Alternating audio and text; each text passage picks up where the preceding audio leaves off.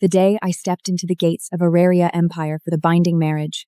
The guards ignored the sealed covenant roll. Their eyes were only locked on the dragon bell at my ankle. Its chime was faint. It's a magical artifact, worn only by women of the Northern Frostfell coming of age with dragon blood in their veins.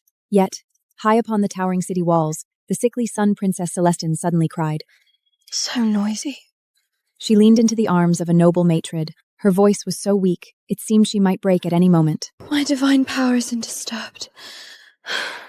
I cannot bear the sound of such a barbaric, magic-tamed bell. Commander Voss instantly darkened his face.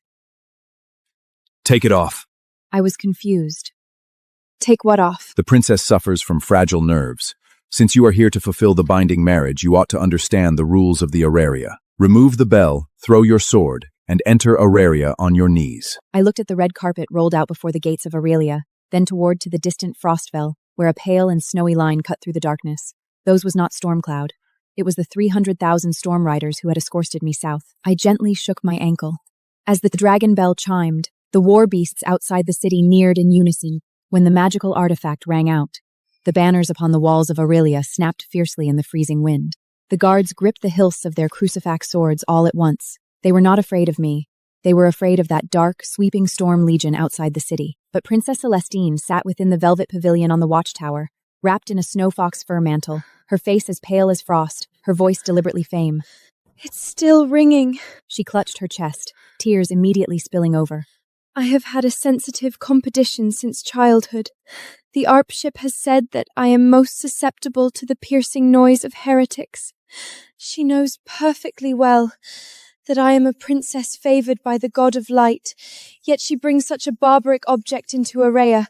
Is she deliberately using dark magic to trigger my illness? I looked up at her. This is my first visit to Aurelia. Celestine froze for a moment. No one ever told me that you even govern the sound of the winter wind.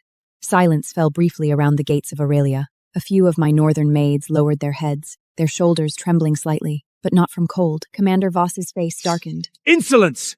The Sun Princess was born of pure and noble. How dare a barbarian bride from a cold wasteland speak to her disrespectfully?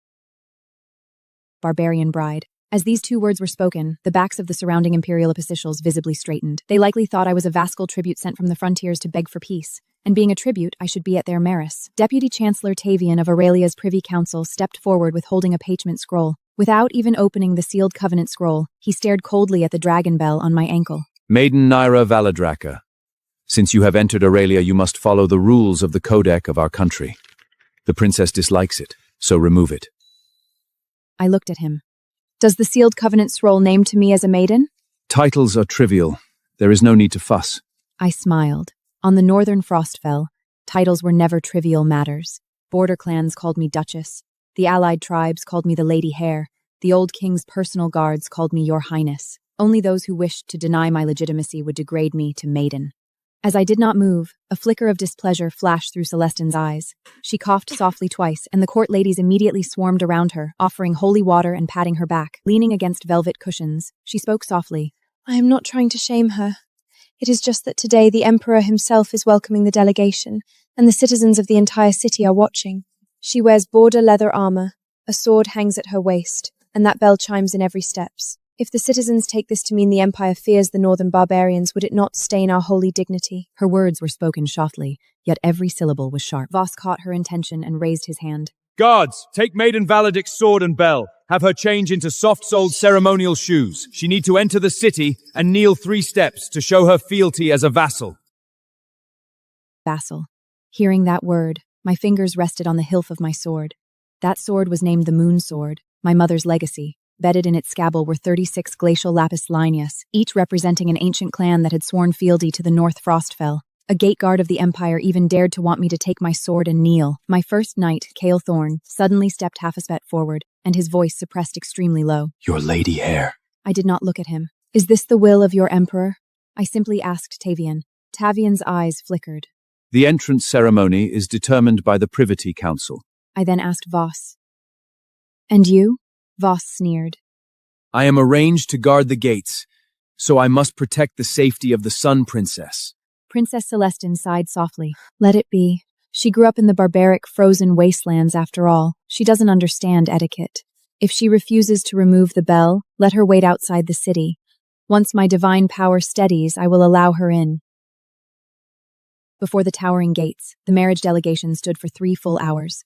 None of the storm riders behind me spoke a word. They only watched me, waiting for my command. I looked down at the dragon kell on my ankle.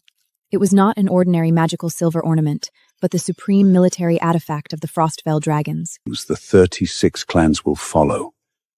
If you are insulted, Northern yield to no one. I thought my father was too severe back then. Only now I realized he had long anticipated that. The Aurelia Empire would use their civilized arrogance to put me in my place. My silence made Vox assume I was afraid. He raised his hand and summoned 2 imperial guards. You, take it off. The guards reached out for my ankle. Before my hand touched my hilt, Kale had already kicked them away.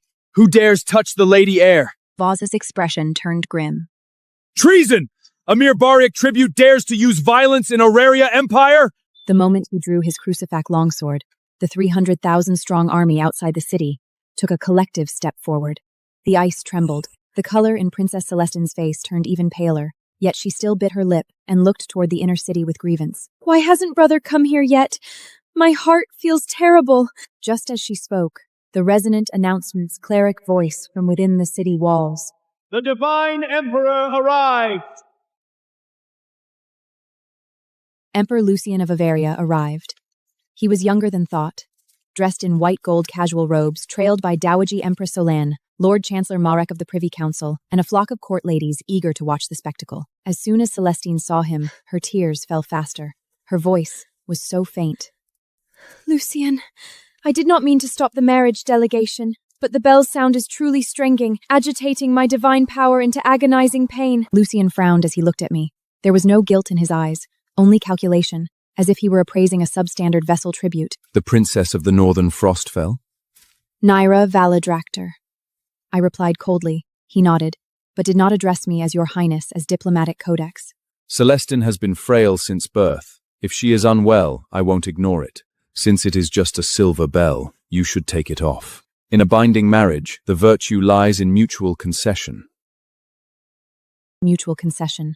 I had conceded from the Frostfell to the city gate, standing in the blizzard for 3 hours.